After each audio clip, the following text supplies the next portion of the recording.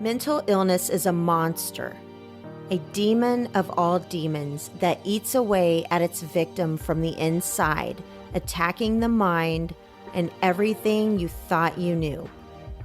It tightens its grip on your reality and forces you to become vulnerable, dependent on anyone around you, and sometimes that state of vulnerability can be preyed upon.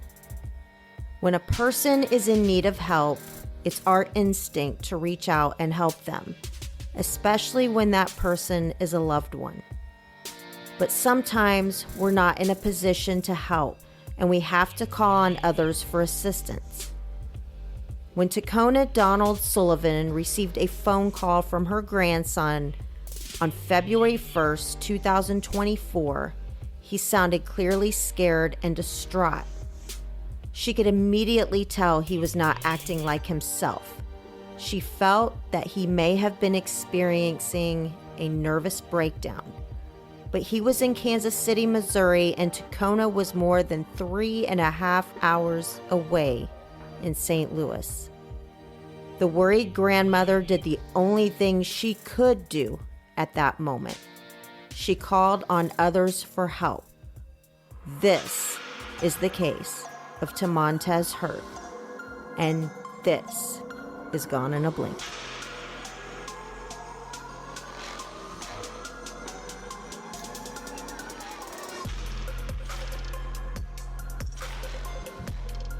Hey, true crime fans. I'm your host, Heather. And I'm Danielle. And welcome to episode 18 of Gone in a Blink. I hope all you fathers out there had a wonderful Father's Day, and even if you don't have any bio children of your own, however you play a positive role in someone's life, or maybe you are a father figure to someone out there, you are certainly celebrated. So today's case is one that has not received a lot of media attention, and we're hoping to help change that. Today, we are talking about missing 19-year-old Tamontez Hurt out of Kansas City, Missouri. So if you're ready, let's jump right in. Tamontez Hurt was born in St. Louis, Missouri, and later moved to Nashville, Tennessee with his mother, who was in search of a better life for Tamontez and was looking to better herself as well. Tamontez was close to his grandmother, Tacona, and so he would come back to visit during the summer and also on holidays. Then in 2017, Tacona witnessed her son, which was Tamontez's father, get killed. And this naturally devastated Tacona. So Tamontez went back to St. Louis to stay with his grandmother for a while. And Tacona eventually began to develop PTSD from having seen her son get killed. And so Tamontez ended up going back to Nashville, and it's unclear how Tamontez's father was killed, but it was definitely pretty traumatic. And so Tamontez went back to Nashville, and in 2023, he graduated from Hunters Lane High School in Nashville. Tamontez had a love for life and a passion for playing basketball. So after high school, he moved back to Missouri and began attending Western Missouri State University, which is located in St. Joseph, Missouri. And he attended that in the fall of 2023, where he lived on campus. And St. Joseph is about 4.5 hours west of St. Louis. So by the time spring semester rolled around, Tamontez did not have the money to enroll for another semester. So he decided to take a semester off and get a job to save up for the next semester at the university. By February 2024, Tamontez was living in the tiny town of Grain Valley, Missouri, and he had found work at the local Price Chopper, which is a local grocery store chain in the Midwest. And I didn't find any information as to what led Tamontez to Grain Valley exactly, so I'm not sure what brought him to that location. I don't know if he had friends or family in Grain Valley, but Grain Valley is approximately an hour and 15 minutes southeast of St. Joseph, where he was attending college, and just under 3.5 hours west of his hometown of St. Louis. To me, that seems kind of weird that, if he's going to school in St. Joseph, but then living in Green Valley. Do we know if he has any connections to Kansas City, Missouri? I don't know as far as family. I know that he has some friends in Kansas City, and I think that's kind of what brought him closer to the Kansas City area. But as far as Green Valley, it's such a small town. I mean, it's cheaper to live there than it would be in the heart of Kansas City. So it could have been a money issue thing. You know, he was trying to save up for another semester of college. So it could have been that. But I haven't found anything that stated that he had connections to Green Valley. But Kansas City thing, yes, he has friends that live in Kansas City. On February 1st at around 3 a.m., Tamontez's grandmother, Tacona, received a FaceTime call from Tamontez that seemed incredibly strange. He claimed that he was calling from a woman's house in Kansas City who he had just recently met. And according to an article by NBC News, Tacona described her grandson as not sounding like himself. He said, quote, "Granny, just pray for me. Pray for me," unquote. Tacona told NBC News that her grandson told her that he thought he may have been drugged. He was talking to someone else in the residence and saying, "What did you lace me with?" Tacona also told the Kansas City Star in an interview that during the video call, her grandson was talking like a baby and had been addressing a younger woman that he had gone to visit, as well as another man who was at the residence with them in Kansas City. And Tacona thought it sounded as if Tamontez was having some sort of mental breakdown. So while she was still on the video call with him, she managed to call 911, and police and an ambulance was dispatched to an address in the 3900 block of Baltimore Avenue in Kansas City, Missouri. Tacona was still on the phone with her grandson when medics arrived, and Tamontez was then taken to St. Luke's Medical Center, located a short distance away on the Country Club Plaza. Tacona stated that she estimated Tamontez to have arrived at the hospital sometime around 5 a.m. Once there, he was evaluated and a urine test was performed. However, a nurse working at the hospital informed Tacona that nothing was found in his system. The hospital informed Tacona that they would have to discharge Tamontez because they had no reason to keep him there. And after speaking to her grandson again, this time from the hospital, Tacona felt that Tamontez was still acting extremely strange. And this was very concerning to her. So she asked the nurse if they could keep Tamontez at the hospital until she could get to Kansas City from St. Louis. And by this time, she was very, very worried about her grandson being alone. And she felt that the hospital would be the safest place for him until she could reach him. However, hospital staff refused to keep him there, and so he was discharged. Now, I'm putting myself in this grandmother's position. You get a video call at 3 a.m. from your grandson. That is a red flag right there. And then he's talking, like a baby. And he already wondered if he was drugged and was just saying, "Pray for me," and all this, that I would absolutely be terrified. The problem that she has there, though, he's 19. So it sounds like the ambulance saw enough wrong with him to take him to the hospital. So, I mean, that shows that there was something there. But then, strangely enough, they didn't find any kind of drugs in his urine. Right. And he had only been at the hospital for a few short hours, is what I've read. And he's acting strange. He's acting very off.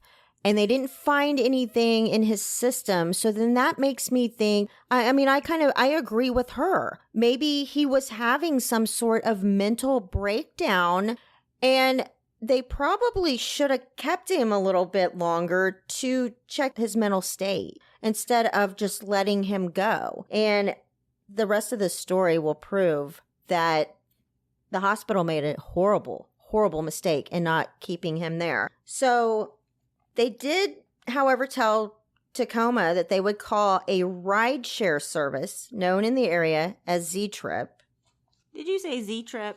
Yes, they offered to call a Z-Trip and have him taken to the Greyhound bus station, where Tacona agreed to purchase a bus ticket that she could have waiting for him to head back to St. Louis. So, and I guess if they're going to discharge him, she's probably like, okay, get him in a cab, get him to the bus station. I will go ahead and purchase the bus ticket. If he can just get on this bus, then I will be waiting for him at the bus station when he arrives, because her hands are really tied. She's too far away to do much, and she's having to rely on other people to help her out. So she's trusting the hospital. She's trusting this rideshare company, just get him somewhere safe. So Tacona spoke to her grandson on the phone one last time to tell him that she was going to book a ticket for him to catch the bus back to her place in St. Louis, and he could stay there with her. And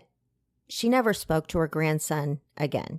She tried calling him back several times after that, but got absolutely no response. According to the police, the Z-Trip driver picked Montez up and drove him to the Greyhound bus station at 1101 Troost Avenue in Kansas City, Missouri. However, he never boarded the bus. Instead, surveillance footage shows the Z-Trip driver pull into the Greyhound bus station to drop Montez off. He gets out of the cab and tries opening the bus station doors, but they are locked. And apparently, it's been reported, and I did not know this, that they close the bus station at certain times of the day. Did you know this? So I think I kind of know a little bit of that as far as because of the location, that it's kind of crime ridden. Now, what I'm confused about, maybe the inside of the bus would be locked, but are they still picking up people? Like, say he had a 12 a.m. Greyhound bus. Would he still be able to board that or no? Well, no, I believe that this is in the middle of the day or early on in the day, because if he arrived at the hospital sometime around 5 a.m.-ish, and he wasn't kept for maybe 2 or 3 hours tops. So by then it's sometime in the morning, maybe around noon. I don't think it's past noon when he arrives there. So you're saying that maybe about 11, 12 o'clock in the daytime, the Greyhound bus was closed? Yes. And so he is caught on surveillance camera, and he gets out of the cab, like I'd mentioned, and tries opening the bus station doors, but they are locked. And once he realizes that the doors are locked, like anyone else would do, he goes back to the cab in an attempt to get back in the car. But he can't get back in the car because the driver locked the door. And the driver is not opening the door for him. And then the driver just speeds off. And Montez's phone was still inside the cab. And that was later picked up at the Z-Trip station by Tacona once she arrived. According to a post from the Kansas City, Missouri Police Department, he was last seen on February 1st, 2024 in the area of 12th and Troost Avenue, and was believed to have been walking in the area of 77th and Troost at 1:30 p.m. So see, this is early on in the day. I've never tried to board a bus I've never been to the bus station, so I didn't know that they just randomly closed the station doors. Especially, I could see like late at night maybe, but this would have been early. Right, late at night. Yeah, that's what I thought you were talking about. But yeah, that makes no sense to me that during the day. And if she was able to buy a ticket for him, then it sounds like a bus would be coming. Well, and I didn't understand either why the Z-Trip driver would drive off. I mean, was he not paying attention? He or she, I don't know if it was a male or female, but were they not paying attention? When he walked to the doors and noticed they were locked, the Z-Trip driver was still there. I mean, you can see, and I will find the video. I will post the video on our social media. But he goes back to the car to try and get in. And even if you're not going to let him back in, at the very least, give the kid his phone or something. Well, so that instance I can believe, because with Z-Trip drivers, taxi or whatever, you'd be surprised at the stories of people that all the kinds of foul play with that. So locking the doors, I'm sure if he already seemed kind of off, then man or woman, they could think that he was trying to get a free ride, or once he gets into the car, it gets hard to get them back out. But I guess I wonder if he realized that he was missing his phone at this point. I'm sure if he would have said something, hey, my phone's in there, the driver could have at least looked. Well, that's true too. And I mean, maybe the driver didn't realize that the phone was still in there, and maybe he was like, had that mindset that you're already out of the cab, buddy. You're not getting back in this cab. But it's unfortunate because I'm sure the Z-Trip driver noticed that he tried the doors to the bus station and they were locked. So I don't know. I think it's kind of dirty just to leave him there, but I don't know. So Tamontez had walked at least 8 miles down Troost Avenue without his phone or any way whatsoever to contact his family. And a frantic Tacona headed to Kansas City that same day and immediately began searching for her grandson. She filed a missing persons report with the KCPD, who informed her that Tamontez did not meet the criteria, which is insane and happens way too often when you're trying to report a missing person. And this to me is so strange because what exactly is the criteria for a missing person? Is it because he is 19 years old and technically an adult?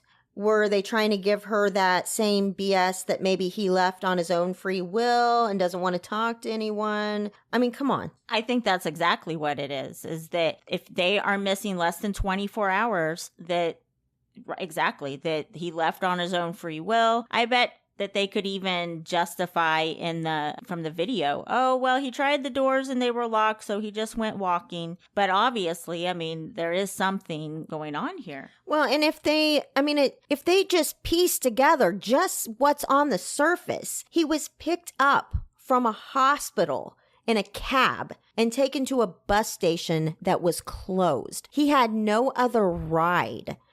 And it's even clearer in the surveillance video that he's trying to get back to the cab. He was literally just left. So this isn't something that looks like he just wanted to walk off and not have anything to do with anybody. And the key part of this whole scenario is that he was in the hospital.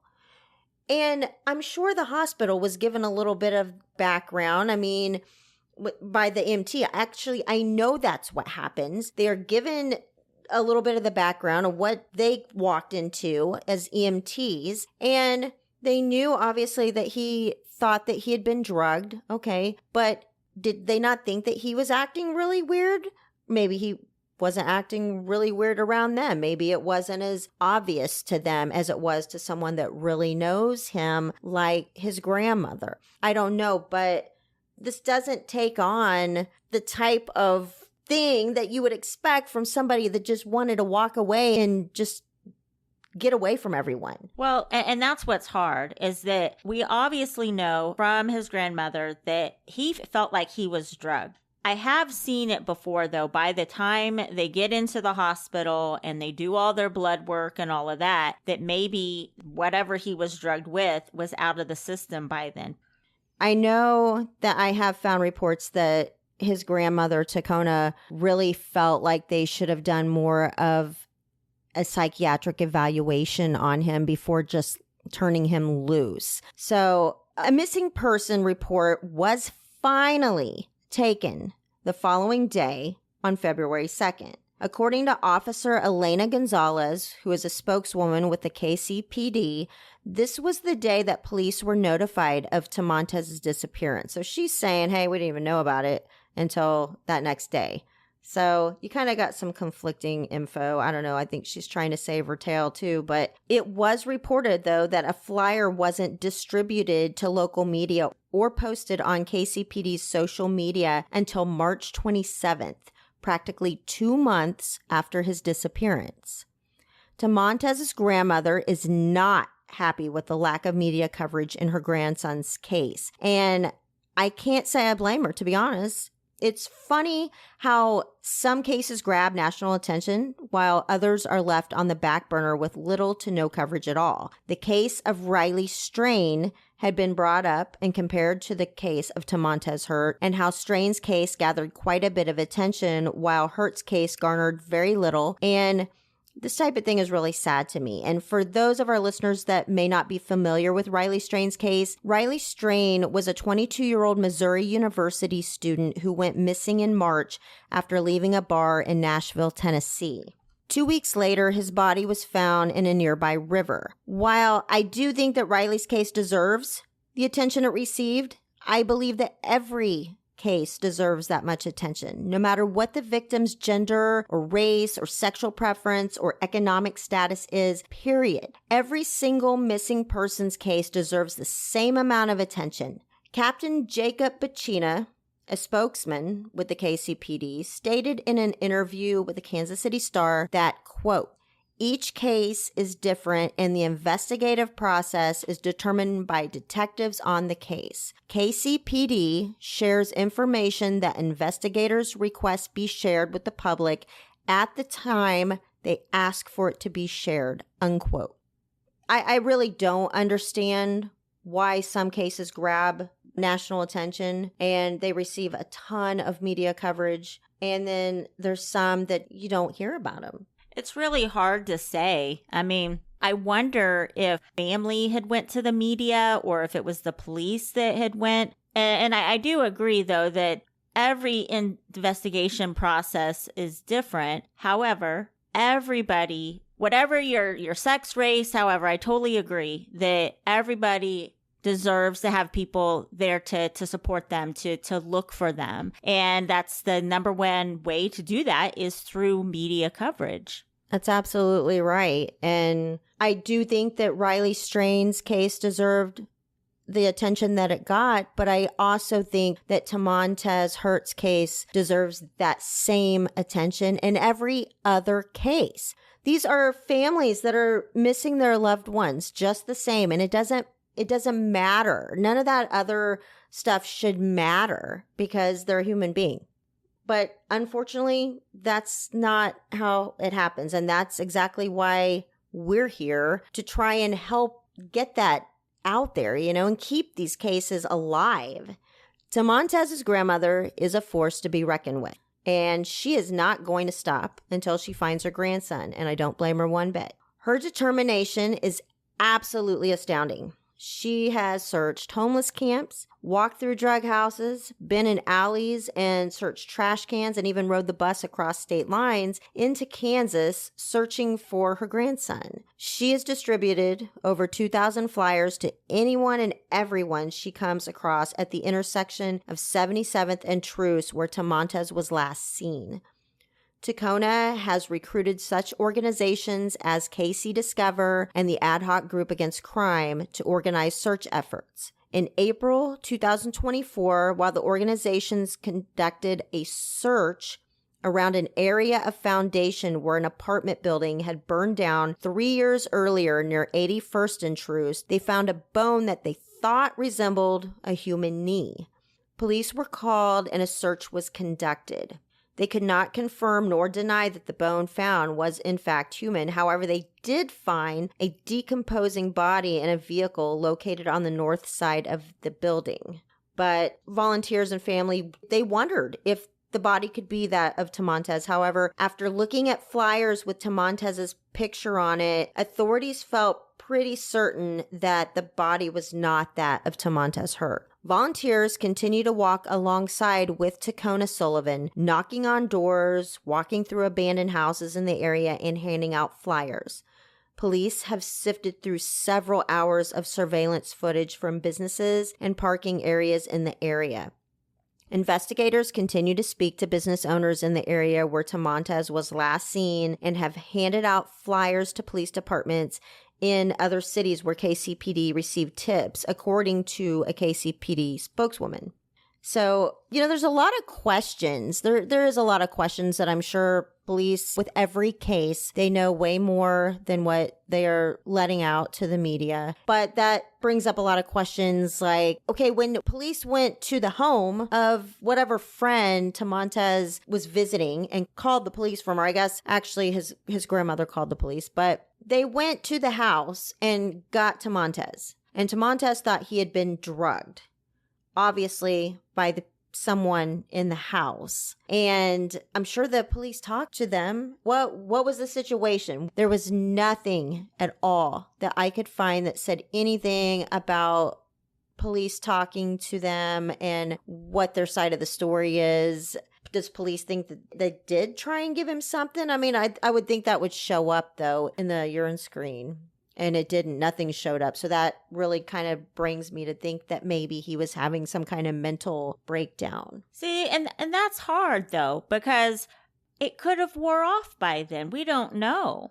I mean, and that's the thing. I mean, and I don't know his mental state, but that doesn't just happen one day. I mean, there's signs of something if you're having, some kind of mental breakdown or something that would make you talk in that way. His grandma would have seen these signs before, and this probably wouldn't have been an isolated incident. No, and that's another question. That would be a question for his grandmother has he showed signs of something like this in the past? What made her think that he was having some kind of mental breakdown?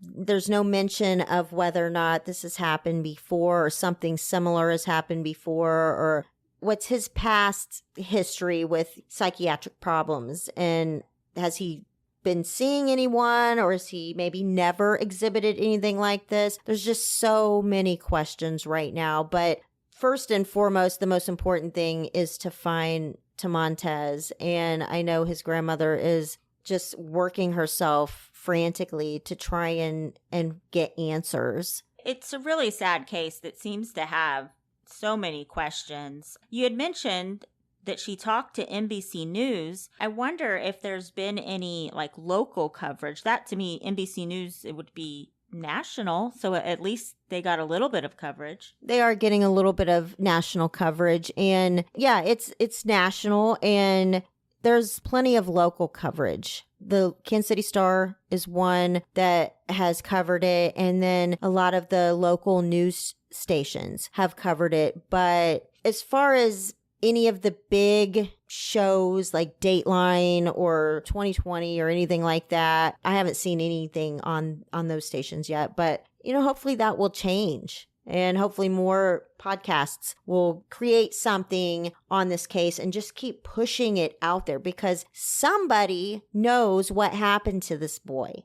Even if somebody knew what happened to him or saw what happened to him and want to report that, and maybe didn't necessarily, they weren't the ones that did something to them, or even if they were the ones that did something to them, you can call anonymously. This grandmother deserves to find out what happened to her grandson.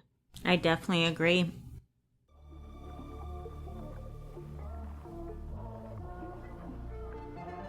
Tamontes Hurt is a 19-year-old African-American male. He is 6'1" and weighs 160 pounds. He has brown eyes and partially red dyed black hair, and was last seen wearing a royal blue Price Chopper polo shirt and green sweatpants. Anyone with information on his whereabouts is asked to call the Kansas City, Missouri Police Department Missing Persons Unit at area code 816-234-5043, or the Missouri State Highway Patrol Missing Person Unit at area code 866-362-6422. There is a $1,500 reward for info on Hurt's whereabouts. Thank you for listening to another episode of Gone in a Blink.